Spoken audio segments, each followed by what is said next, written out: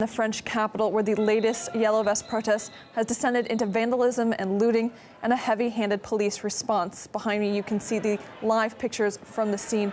During the unrest, a producer for RT's video agency Repli was hit by a rubber bullet while filming. The Yellow Vests still feel the need to vent their anger at Emmanuel Macron, despite his having just wrapped up a tour of the country as part of his effort to hold a national debate. Now let's look at some of the latest pictures from the unrest.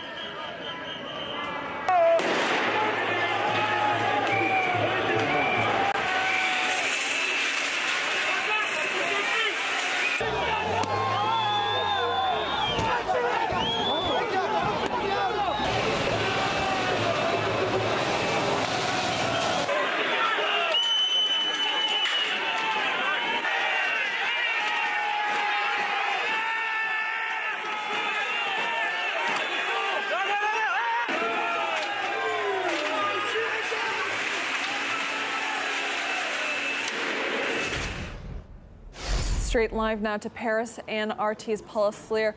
A lot of chaotic scenes on the streets of the French capital over the last few months. How does this weekend compare?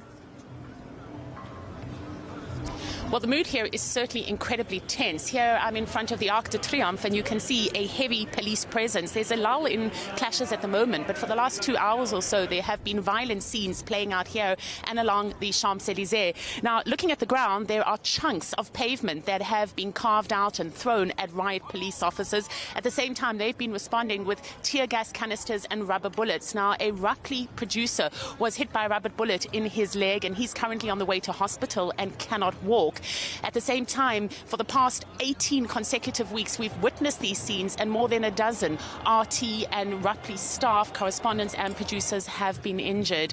There is fire behind me, so there certainly is something that is burning. At the same time, there are ambulances that have been ferrying past. We know that at least 30 people have been detained, but that figure is likely to climb in the coming hours as the violence here ensues. Just a lull at the moment, but certainly monitoring the mood and the atmosphere on the ground, people are incredibly angry. Now, as I mentioned, this is the 18th consecutive week of violence that we are currently entering.